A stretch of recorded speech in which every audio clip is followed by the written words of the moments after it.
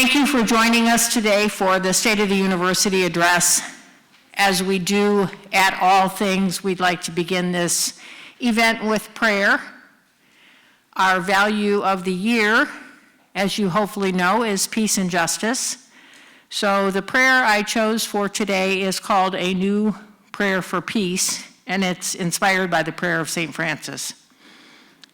So let us begin remembering that we are in God's presence and God is in our presence as we pray. Creator of all, make us people of peace and justice.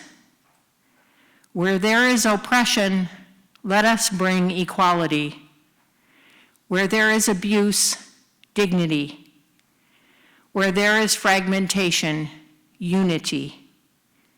Where there is exploitation, justice. Where there is conflict, resolution. Where there is discrimination, mutuality. Where there is violence, vision. Where there is powerlessness, power. Grant that we not so much seek to compete as to collaborate, to exclude as to include, to dominate as to complement. For it is in healing that we are healed. It is in reconciling that we are reconciled. It is in our common bond that we become whole. We ask for these blessings in all your holy names. Amen. And to the man who needs no introduction, our president of 20 years, Daniel J. Elsener. Thank you.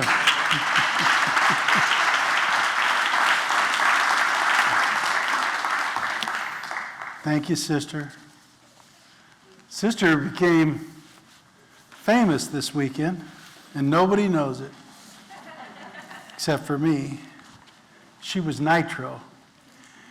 And I had Nitro, my arm around Nitro, kind of shaking Nitro, because I thought Nitro was like a 19-year-old Marian student.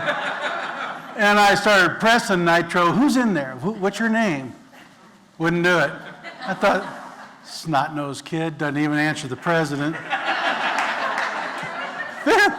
I get a picture of my phone with me standing there with you from someone else. And somebody up in the press box couldn't help any longer and said, you know who you're talking about, don't you? I said, no. It was our own Sister Mary Beth.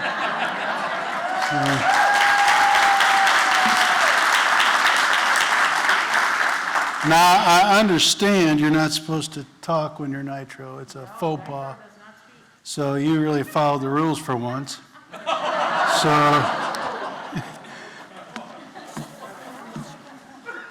we're kind of hard on Sister Mary Beth today.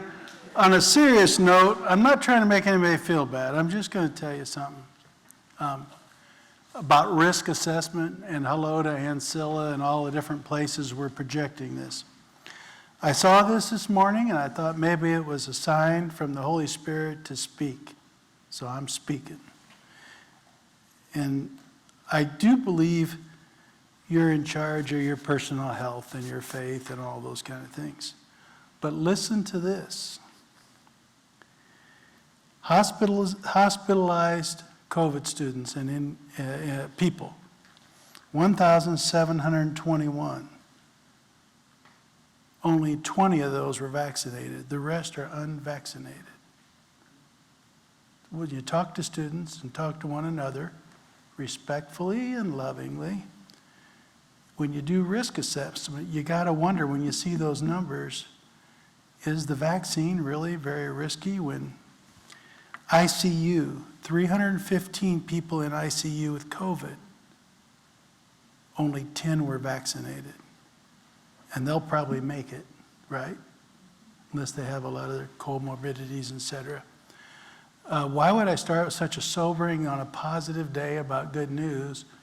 Because we have to keep looking at these numbers and do proper risk assessment. And without accusing, attacking, or holding people down on a table and stabbing them, just lovingly share data, okay?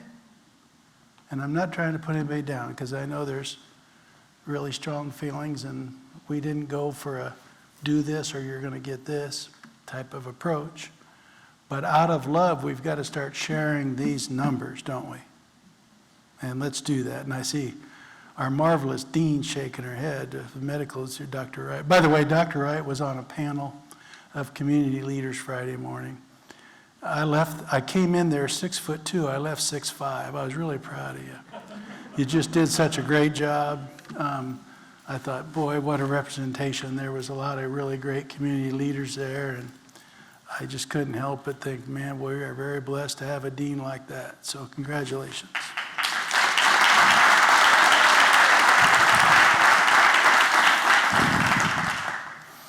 So I shared the sober numbers. We are a very fortunate operation here.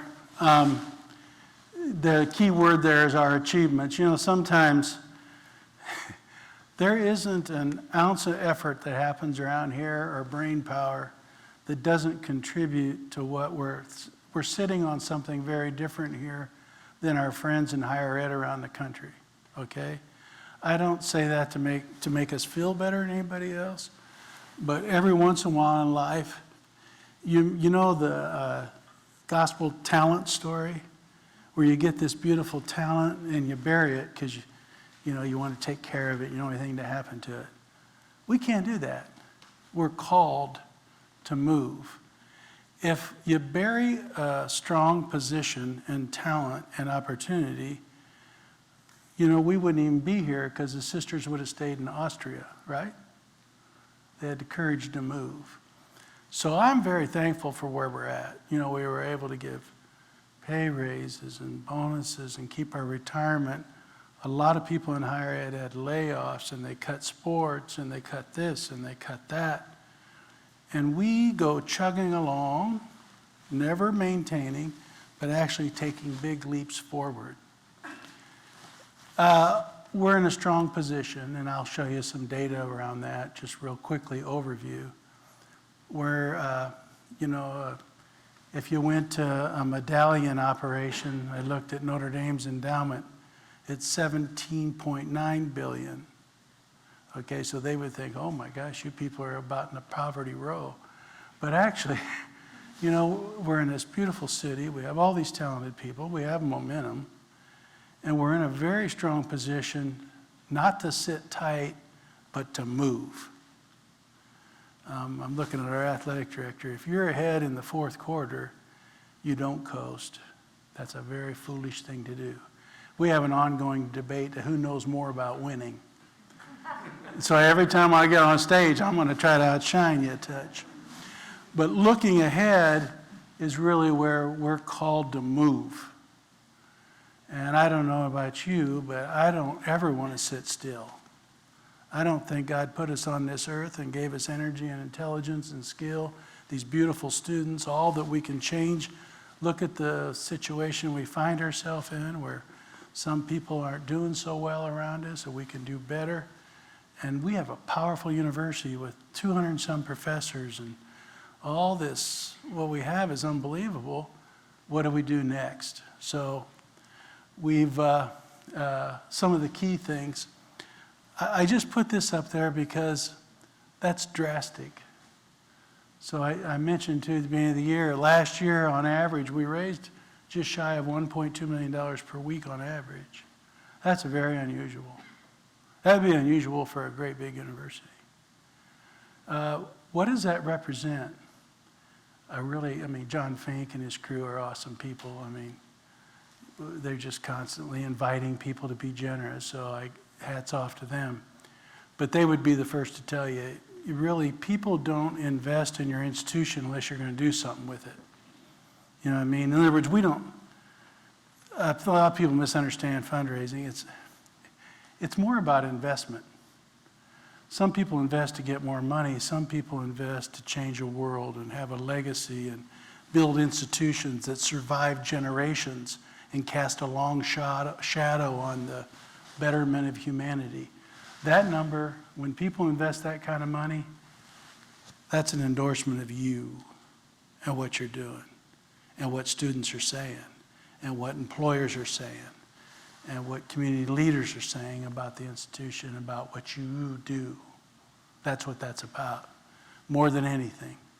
I was going to say I used that number just to get your attention, but if you looked at our balance sheet means nothing to most people in this room because you're not financial people, but that's fine. Think of it like when you go to see your physician and they give you cholesterol, blood pressure, et cetera, your vitals. A balance sheet is an institution's vital signs. Do you have enough money in the bank to weather a storm? Can you do this? Can you do that? It's just simple. Is your bucket of money heavier than your bucket of bills, if I could put it that way? And thanks be to God, our bucket of resources is bigger than our bucket of bills. It wasn't so much like that when I first got here. We've added facilities, and I got to run over to the bell tower last Saturday and ring that bell. I know how to do it, by the way. I guess it's a secret, and you have to have a certain key. I couldn't find out who Nitro was, but I can ring that bell. But you just want, and now we're building this beautiful, this E.S. Whitsker School of Engineering building will be quite a deal. And I had a nice conversation last week. It looks like we might be getting progress towards a donor to put a new front on Oldenburg Hall. No offense to our former convent, but it's really going to be outshined now, so we could add some space on it, put a beautiful front. We're pretty excited about that, and we're going to keep building endowment and the kind of resources we need. But when you look around our campus, you walk around, there's really signs of growth, and what a beautiful thing. What are we going to do with it, right? That's our full-time equivalent, 4,101 students. So that's actually, that's about a 400% growth. I think we might have made a little, it's not 400%, but it's closer than 200%. I won't say who did the math on here. We'll just blame President Elsener. We do have around 5,600 total students, full and part-time, so you condense them to full-time equivalent. That alone is amazing because, and you've heard me mention, higher ed in this part of the country is down 14% the last 6 years. And we're up around 30% the last 6 years. Again, think about what we've done together. Those are new programs, excellent marketing, really hard work by admissions. Student population, I asked one people, what are we going to do, diversity, and continue to work on that? I first of all want to say that we are moving from a position of strength on this. It's very unusual for a university to have this kind of diversity in their student population. And as you can say, we've made nice progress on professional faculty and staff as well, and leaders. Now, we're not going to stop there. Matter of fact, last year, when we had the pandemic and 10,000 things going on, and we started a group. My idea, now the strategic plan is done, to divide that up and have a group work on pipeline and diversity of students and student success, and then another group on faculty, staff, recruiting talented, diverse, and retaining and developing people. So we're going to stay on top of that. But anyway, this is really a nice picture for us to work from. And when you look at the demographics and go in the future of the world, we're out in front, because the future is when we try to get the engineers and business leaders and teachers and physicians and all the people we need in health sciences, the population we're going to draw from is very diverse. And we've got to make sure educational attainment and opportunity is made available to all who want it and have a desire and they want to work with us. So that's a nice opportunity for us. I was talking to Dr. Enneking, casual conversation. You know, we weren't even on U.S. News and World List not that long ago. We didn't get a mention. The rankings have multifaceted. One of the things, inputs, a couple of things that make me proud of first of all, what we do with retention of a diverse population and graduation rates are giving us a good part of our ranking, and put us in about the top, not exactly 20%. But you start going regional doctoral institutions and we're moving up quite high. My undergraduate institution is 28. I forwarded it on to he wasn't my president, he is now. I just wanted to tell him, if you need any advice or whatever, give me a call. He laughed. I mean, he did take it serious. I wasn't being a nasty, I was just having fun. I was taught to be polite, and I used to know how. But I think the most innovative is really that's really about us together, what we've done. We've pushed and we've done different things. And we've tried things, some thought probably outlandish. We move, and we'll want to stay on that innovation path. There's some great books out there, robot-proof education, human work, other stuff that, I've been reading, a lot of you read. Education could be boiled down very simply if it's just transferring knowledge. Give people a library card and an internet connection and let them go learn. We are going to design courses here, and we do design courses where you have to be challenged to think, to be creative, to work with other people, to understand the whole picture. The jobs and everything we're preparing people for are changing so fast. To be an innovative leadership institution is the sweet spot. And that's what we're known for. We lead and we innovate. A lot of people involved. This is dangerous. I'm going to blame Maggie. I gave her a big list of all sorts of people doing things. And so if you didn't get your picture up here, I want you to call Maggie. Look what work we're doing to getting our students or fellows and international work. And, it's Dr. Ernstberger has a lot working on global studies. I see that coming on very nicely. I appreciate it. There's our new chancellor for St. Joe. Big job. Manuela, we have a record percent of our first year students are, I think I saw Manuela around here somewhere, smiling face. Yeah. You can't see your smiling face, but I know you're smiling. But our percentages are growing, and now we're getting our mentoring. We have a full-time recruiter now. That's really awesome. And I thought so. You used to be my student. I gave you your diploma. Yep. Oh, and you have a good first name, don't you? Danielle? Yeah, I thought so. See, we only hire people that have right pedigree. Dr. Lowry, we now have an associate provost for research. That's a big move for Marian University, and Dr. Lowry is a talent, and we're blessed to have him and take that on, and you just watch. We have so many great professors. We're going to make this sweetheart here went and got us a record with her team. She'd be the first to say it. With her team, went out and got us a record enrollment during the pandemic. That's pretty special. So congratulations to Ashley.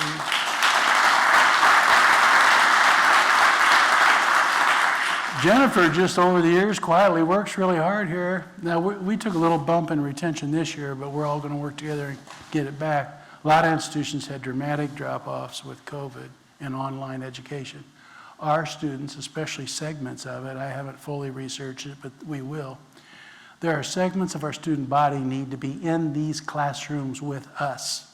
Relationships, folks. This is how we do our work and achieve such amazing retention with such a diverse student body. We got to get back in the classroom. I talked to a master, people got hurt last year. We got to be with them. And that's the only way to do it. We have to do it. But those are just, I could go on and on about the people in the room, but it's just one time after another, you always see leadership where we're making progress. Our footprint keeps expanding. We're exciting the work we did in bringing Ancilla into our mission integration and alignment. It was a big project. We're in Oklahoma City with our nursing program. It's making steps. Of course, Nashville's doing well. And then we have further discussions going on. It would be just something crazy out of the blue if we took on another whole college this year. But you will see me occasionally. There are institutions that will be coming and want to continue to talk to us about being part of this network of small liberal arts-based institutions under a larger umbrella to have scale and talent and what they need to be successful. The independent small college, and you've heard me say it before, but it's more clear now than ever, a standalone small college all alone with a small enrollment and small endowment is an extremely endangered species. And if they aren't changing, innovating in curriculum and program offerings and looking at demographics where they need to go, they're just marking time before they'll turn their institution into an apartment complex, because you got to move. In this environment, higher ed's going to have to move, and we're going to continue to be in conversations.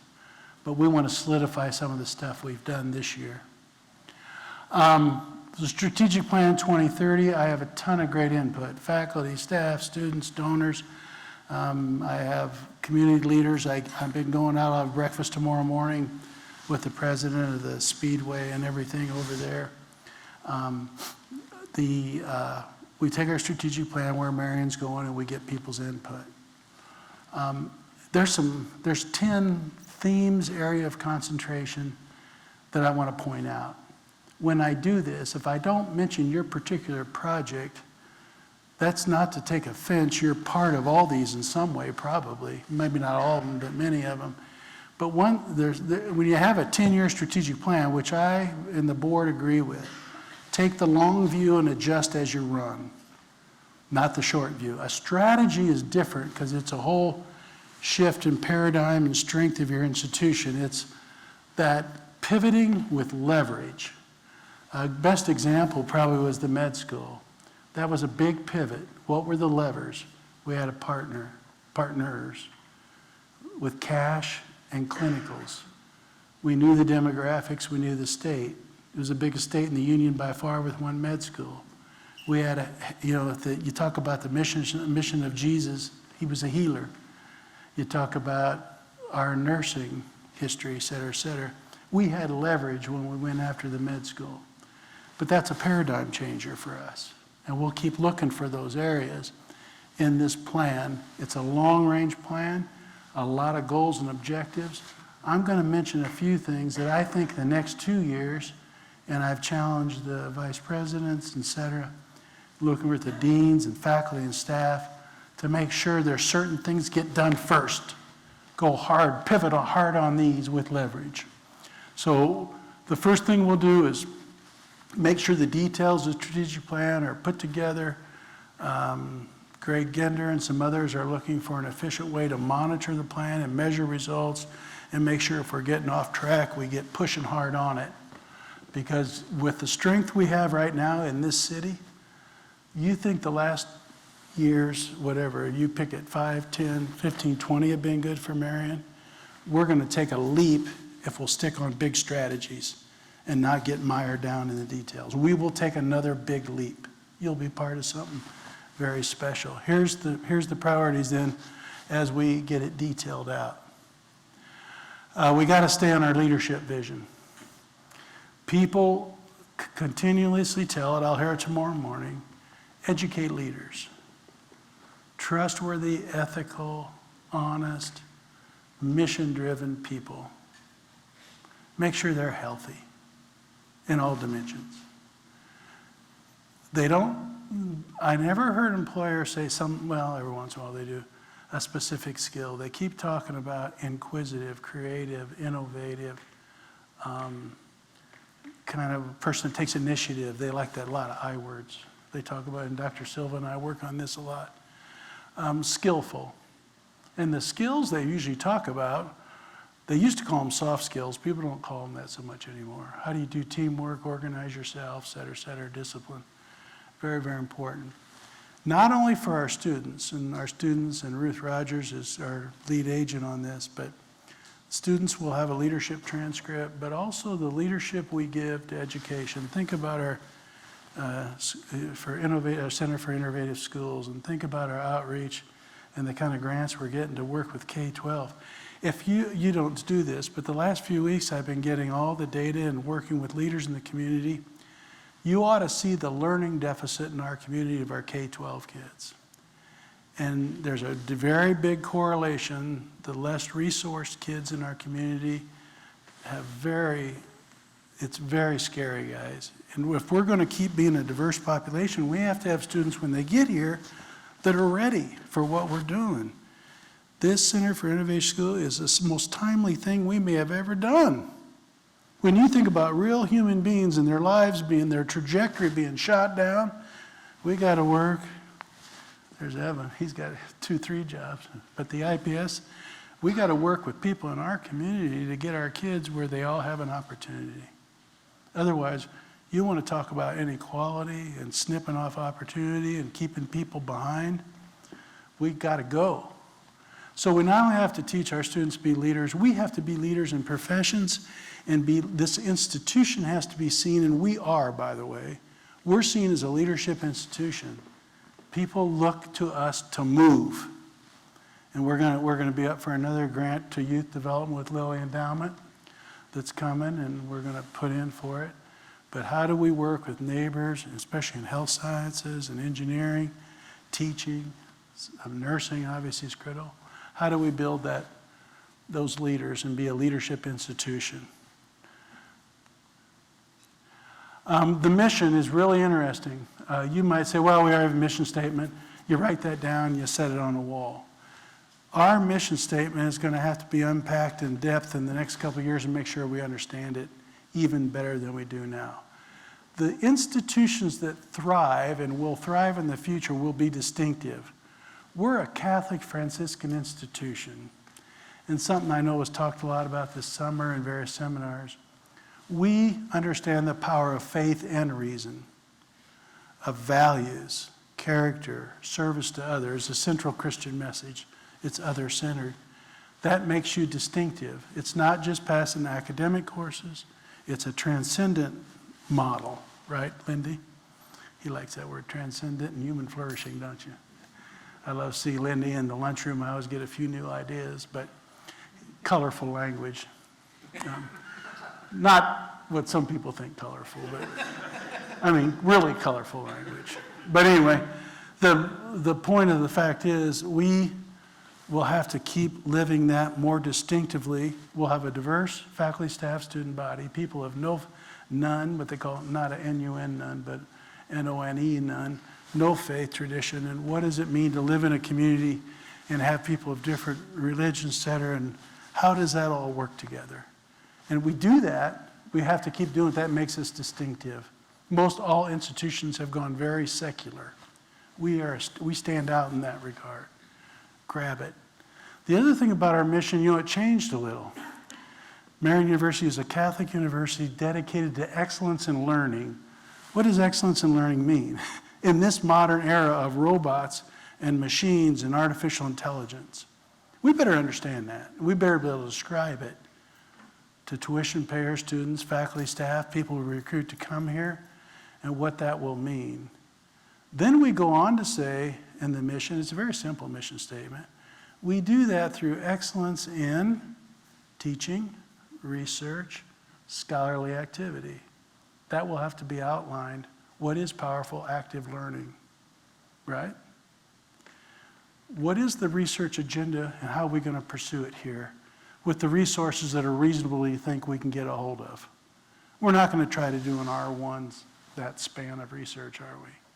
But Dr. Lowry, working with Dr. Silva and others, we're going to put together a great agenda, define scholarly activity, active learning, and it will be distinctive in how we go about achieving excellence in learning here. Because the learner, we went different phases, industrial age and then professional schools. Going forward, with so much technology, the learner and the inquisitive mind and the critical thinking mind and the communicator wins. And we want our folks to be leaders. The last thing I'd say about the mission statement that may be the most important thing, we say in the liberal arts tradition, we have got to figure out, over the years, liberal arts education meant a whole bunch of finite majors. What is it going to mean going forward? I mentioned Dr. Ernstberger in global studies. What would it be? How are we going to combine majors to make a really rich environment for all the students, whether they're engineering, right, or nursing, or whatever they're going to be? How does a vibrant liberal arts education change the quality of our professional programs? So we've got to stay close to our mission statement and make sure we're always unpacking that, understand more depth, and we'll do that in a lot of places. but we have to keep that top of mind. We have 3 strategic priorities overriding in the strategic plan.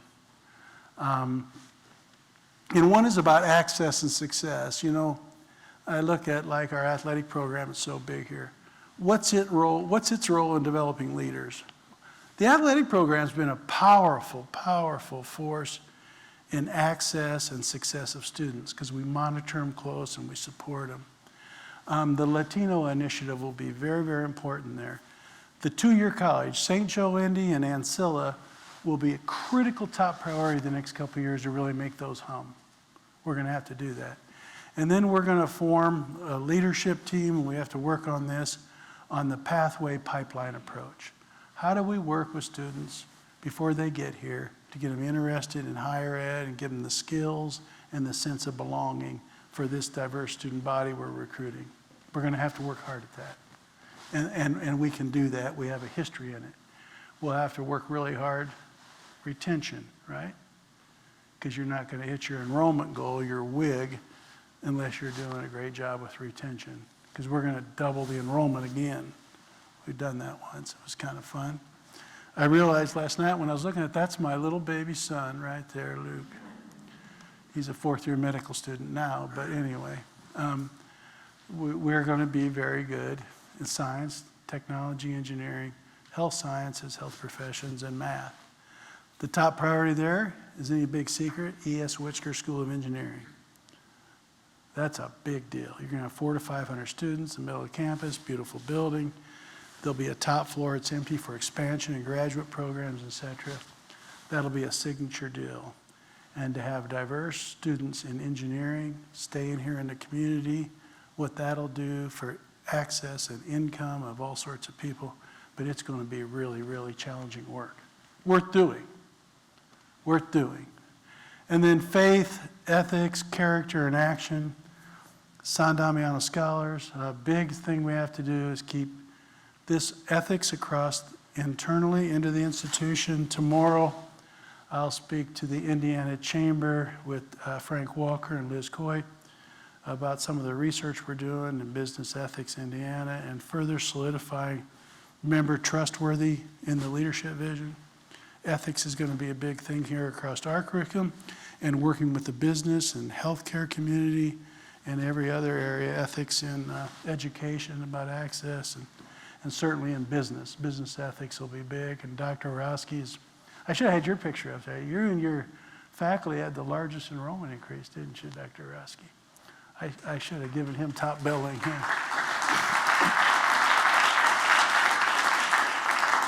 Again, I would talk to Maggie why she left you off. It might be a personal thing, I don't know. But isn't this nice to have friends up on the stage? So this is a big part, but our Sandam, and look at the San Damiano program has brought great students here. I don't know, how many do we have right now? Does anybody know? 193, wow. That's somebody who knows. I'm going to sneeze. Whew. It'll get me. But anyway, we're looking too, how would the Sandam program work in the med school and some other graduate programs, a different kind of it. So we're going to stay on that. It's very much being a Catholic Franciscan university. After those, looking at our wildly important goals. So we graduated over 1,000 people last year. By 2025, we'd like to graduate 1,500. And then we'd like to go to 2,000. That was very scientifically picked and selected, those numbers. Right, Ruth? No. But you know what? They're audacious goal. But here's the thought. And the board and people, I think, agreed. At least I heard them agree. If we believe what we're doing, the world needs leaders badly. And they need them in STEM, and they need them with a strong character and faith and ethics background. And we need them in the field of education and all that we're working on. And if we believe, if you look at demographics, you don't have to be very smart to know you better work hard on access and success, because there's groups of people heretofore that haven't attained the educational attainment they need to do in the future. That's for the individual, that's for the professions, that's for the common good, right? We got to get on that. And we're in the middle of the city. We have to do that. We don't have an option. I guess we do. Put our head in the sand. But if you do that well, we'll actually hit and exceed those numbers, and we have to for the good of the people we're talking about educating, for the good of the professions. We can no longer teach a diverse student body in our K-12 schools with very few students from diverse backgrounds. I mean, teachers. You got to change it. It's a big job. But we're sitting in a place where you can do that. Just think of the Latino initiative alone, how that's going to grow here at the university. So that's the wildly important goal. It'll take great retention, as I mentioned earlier, and Jennifer Plumley and her team will work hard, and Ruth, to get that done. And we'll be ready to meet the needs of our society going forward if we do that. If we don't, it'll be, so we have to stay on our strategic priorities to hit our WIG. And we'll use all sorts of different ways here of active, exciting learning, new ways of learning, individualized learning. Look at our Center for Individualized Learning. That's going to be critical to make sure learners of all type can succeed. You can't have dropouts. We accept a kid here, I shouldn't call them kids, student, because some of them are older. Once you accept them, how do we do this? And if they need off-ramps going other directions, how do we help them? How do we advise them? The basic foundation, a lot of people gave us input on this. Resource expansion, we raise, John, what, 25 million a year approximately the last, whatever years. Yeah, 8, 9 years we've averaged 25 million. We think to meet our goals and the growth of engineering, we have to take it up to 35 million a year. So we've got to build the infrastructure to do that. Because we are already out, we're outliers for a school our size in fundraising, so now we want to go 10 million. That's a lot of money, John. What are you sitting here for? You should, no. Faculty, staff, we're going to build this with great people. They're going to be from diverse backgrounds. They're going to be well-trained. They're going to be well-supported, well-developed, leaders developed. And we need a whole new plan on that. Our institution grew. We've grown buildings beautifully and new programs beautifully. We're going to have to really take a step back, get the right people in the room, and say, how do we make this? We've talked about it, but we're absolutely got to focus on a model workplace where we really grow and feel fully engaged and working in partnership with one another. For why? Because we have a mission. We have these students, we care about their future deeply. That's one thing we do really well here. You talk to our students and our graduates. I talked to a student on the way out of Parent with a game. I was heading to the bell, so I was walking fast. I rang the heck out of the bell. I don't know if you heard it. It was really fun. It gives you this great sense of fun to have that bell ring. And Evan taught me how to do it. I don't know about the kids that I wake up there in the third floor, but I like it. But anyway, they said, hey, President Elsener, our son transferred here from Dayton. Tremendous difference. Dayton's a good school, by the way. It's what an environment. He just loves the faculty. Every time we talk to him, people are so committed to his success. He's a smart young man. I've known him for a while. But we're going to have to be good on the people we have, their talents, and develop and engage it. We don't have any talent to waste when you have a WIG doubling your enrollment when demographics are going down, right? I mean, you better be sharp, and we better be together, and we better be mission-driven. And then the infrastructure, people are talking about, make sure, President Elsener, we're growing fast. We need a communications infrastructure to handle that. Technology, buildings, land, endowment, all the kind of things that you all need every day to be successful, laboratories, et cetera. So we're going to work hard in the strategic plan to make those three things. I call them, they're three separate areas, but they're all about our foundational strength, right? It's about people, it's about stuff we need to do it well. And certainly cash and partnerships and those kind of things will be critical. So that's kind of where we're at. We've done so well. That's what you should feel really, I mean, it's hard to be part of Marian and say, wow, look what we've done together. And then, hopefully you took a breath this summer and now say, we have a whole new path before us. And we're very much nationally recognized. Those U.S. News numbers are quite an endorsement too from other universities, how they see us, especially that innovation being number 2. Other presidents and vice presidents and provosts marked us for that, which is pretty impressive because there's a lot of great universities in this country. So that's where we are and that's where we're going, and it's really an honor to serve here as president with such good people. Do we have any time left, Maggie? A little bit. Do you have any questions that you didn't, or I think I incorporated answers to the various questions, Maggie. Did I forget any? Any questions or comments or things like that?